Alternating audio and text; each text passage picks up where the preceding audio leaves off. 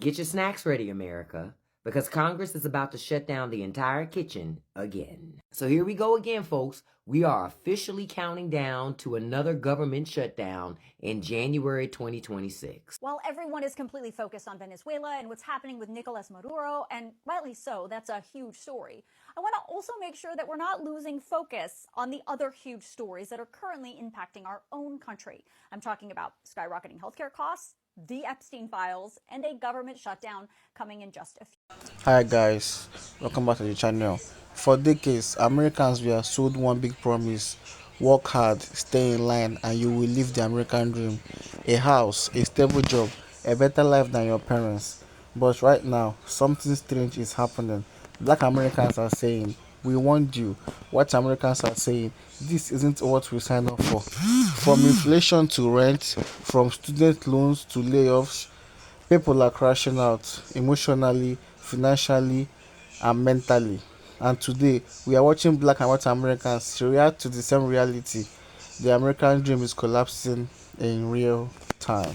Get your snacks ready, America, because Congress is about to shut down the entire kitchen again. So here we go again, folks. We are officially counting down to another government shutdown in January 2026. Now, it's right around the corner, and this is after we just dealt with the longest government shutdown in history, 43 days. And it wasn't a shutdown, it was a hostage situation with fluorescent lighting. And guess what?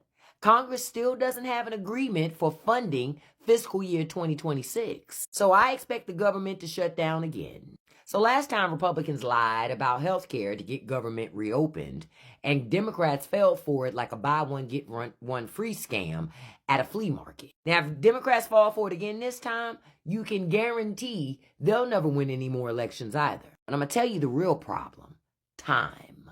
Congress only has until January 30th to get their stuff together. That's it. The Senate only works 15 days in January, and the House only works 12 days. Must be nice, right? That means somewhere between brunch, fundraising, and pretending to read bills, they've got to pass a budget. That's like trying to cook a whole Thanksgiving meal with 5 minutes left on the clock and no groceries. And in the meantime, millions of Americans are about to see their healthcare premiums spike out of control. So folks are stressed out of their minds while Congress is doing what they do best: nothing. And let's be honest, Republican lawmakers don't want to govern. They just want to clock in and collect that $170-something thousand a year to do nothing. I told y'all, Republicans don't govern, they bully. And when bullying doesn't work, the whole system breaks. Elections have consequences. Y'all tired of winning yet? While everyone is completely focused on Venezuela and what's happening with Nicolas Maduro, and rightly so, that's a huge story, I want to also make sure that we're not losing focus on the other huge stories that are currently impacting our own country. I'm talking about skyrocketing healthcare costs, the Epstein files, and a government shutdown coming in just a few weeks. Tomorrow, Congress will be back in Washington, D.C. for the first time in several weeks. They have a lot to deal with, and there's not a lot of time to do it. So here's what you need to know. Let's start with the government shutdown because that really connects all of this. The fact is the U.S. government is scheduled to shut down again on January 30th. You're probably thinking, damn, didn't we just get out of a government shutdown? Yes, in fact, we did. We got out of the longest government shutdown in history in November. But what you may not fully understand is the deal that ended the shutdown didn't stop government shutdowns forever. It just kicked the can down the road and set up a new government shutdown deadline. The deal made by 8 Senate Democrats and almost all Senate Republicans included what's called a continuing resolution that just temporarily keeps the U.S. government open at status quo funding levels, but only until January 30th. That means unless the House and the Senate, both Democrats and Republicans, pass some kind of bipartisan government funding bill, we are going to see another government shutdown at the end of this month. And I know for all of us, that feels like a whole month of working time to figure this out. No problem, right? Wrong. Congress does not work on normal business hours. According to the 2026 House schedule, the House is only expected to be in session 12 working days in January, which you can see highlighted on the calendar. Of course, those dates can change, but as of today, the reality is there's only 12 days, which is not much time. Now that you understand the time crunch we're up against, let's talk about the issues that are going to play into the deal to keep the government open. Let's start with healthcare. On January 1st, millions of Americans saw their health insurance costs skyrocket, as I've been reporting was going to happen since last summer. That happened for lots of reasons, but one of the key reasons that Congress controls is the enhanced premium tax credit, which expired at the end of 2025. Without that credit, we are expecting millions of people will be forced to just cancel their health insurance altogether because they simply can't afford it.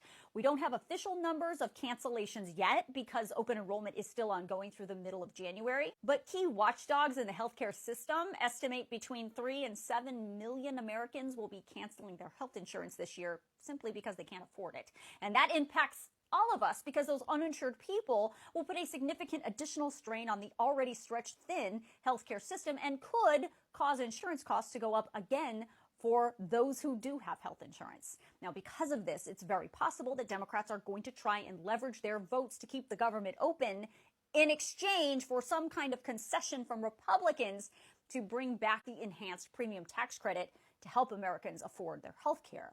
Now, the Republicans hate that idea, and instead House Republicans passed their own healthcare plan right before they left on the holiday recess. I told you all about that plan in this video, but the fact is that Republican healthcare plan probably will not be able to get the necessary 60 votes in the Senate.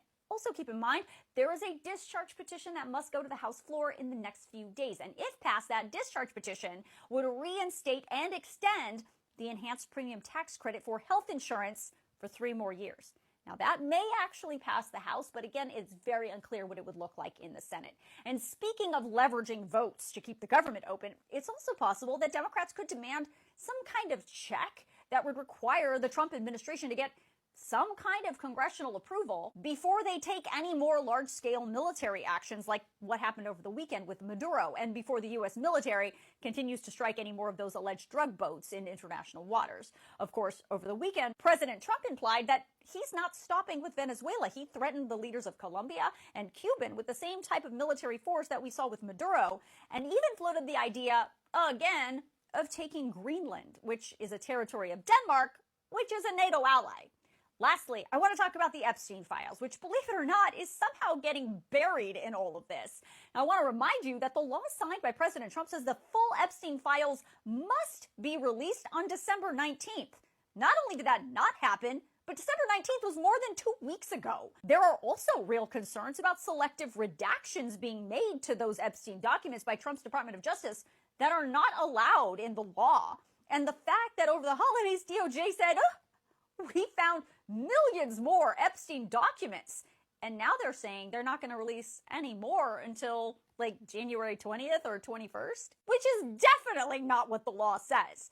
So with the looming government shutdown, skyrocketing healthcare costs, this military action that the Trump administration just took and is threatening to take again, plus the Epstein files, Congress has its hands full and not a lot of time to figure it out. Guys, I hate to be the bearer of bad news, but we already knew this was going to come.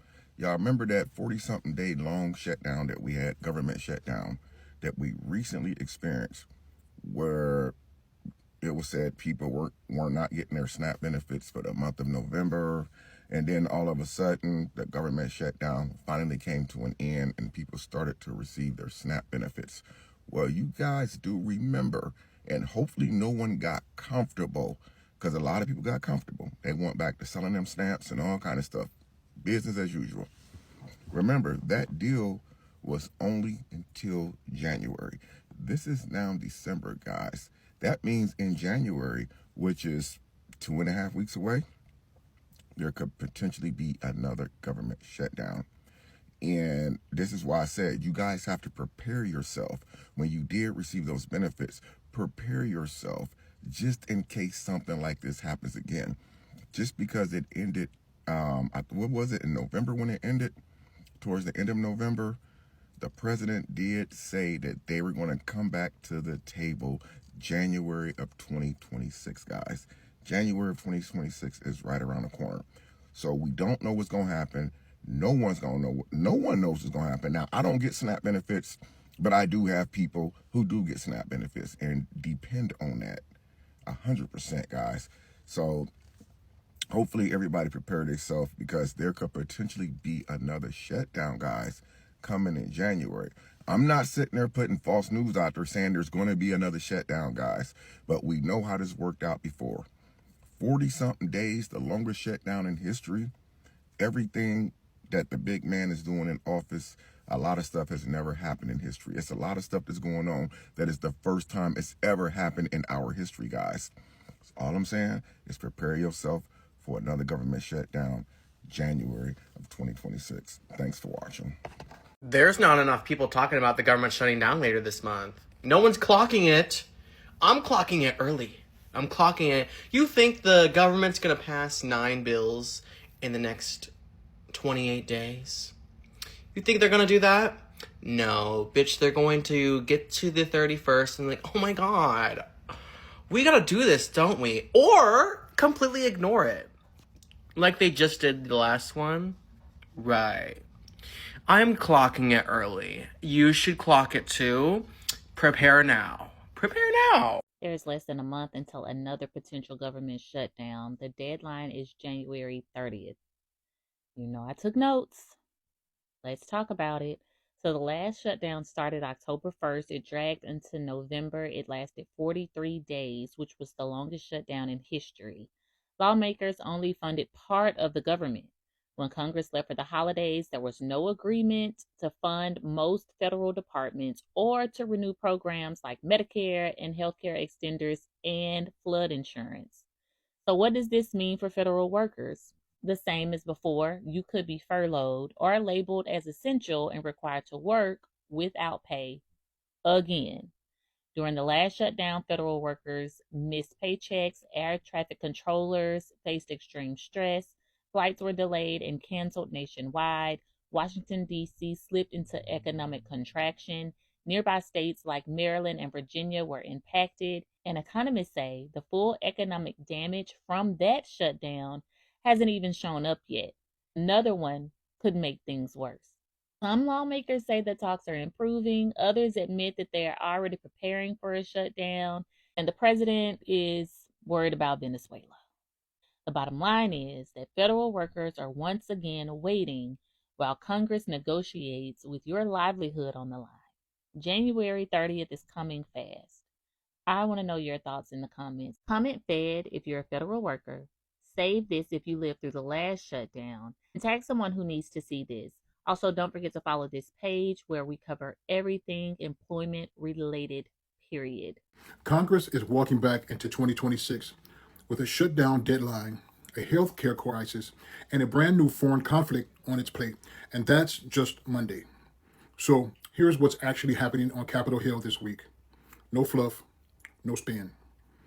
Congress is returning from the holidays with one of the most chaotic to-do lists that we've seen in years. And at the top of that list is fallout from President Donald Trump's decision to launch strikes in Venezuela and capture Nicolas Maduro. Now he's saying the U.S. will run the country for the foreseeable future. That alone would dominate Washington, but it's only one of 5 major fights that's already in motion. First, there's healthcare. Enhanced Obamacare tax credits for 22 million people expired on January 1st. Premiums are spiking right now. In the House, a small group of Republicans joined Democrats to force a vote to extend those very same subsidies for 3 years. It'll probably pass the House, but Senate Republicans have already said the bill is dead on arrival. Without a deal, millions will pay more, downgrade coverage, or lose their insurance entirely. Secondly, the government funding deadline. Congress has until January 30th to avoid another shutdown. Right after the longest shutdown in U.S. history just last fall. Democrats don't seem willing to use the same shutdown tactic that they used before, but tensions are high. Lawmakers are also demanding answers from Secretary of State Marco Rubio and Defense Secretary Pete Hegseth over claims that they misled Congress before the Venezuela operation. Thirdly, a stock trading ban for Congress. A rare left-right coalition is pushing the Restore Trust in Congress Act, basically banning lawmakers and their spouses from owning or trading stocks. Support is growing, but we've seen this momentum die before. But this time, it seems like it's different.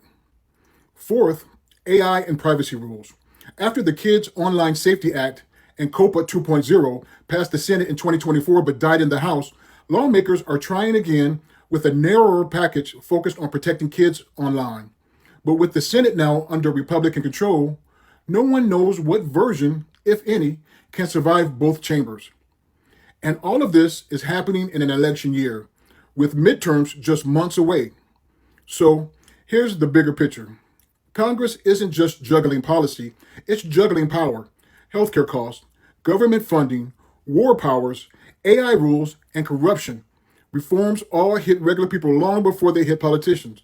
And in a year where every decision becomes a campaign ad, the stakes are sky high. If you want more breakdowns that cut through the noise and actually explain what's going on in Washington, hit follow, drop me a comment, and share this with someone who needs the real story. What makes this moment powerful is not that the people are struggling, it's that the struggle is now shared. The American dream didn't collapse overnight. Some people were just shielded from the cracks longer than others. And now that the illusion is gone, the question isn't who is crashing out.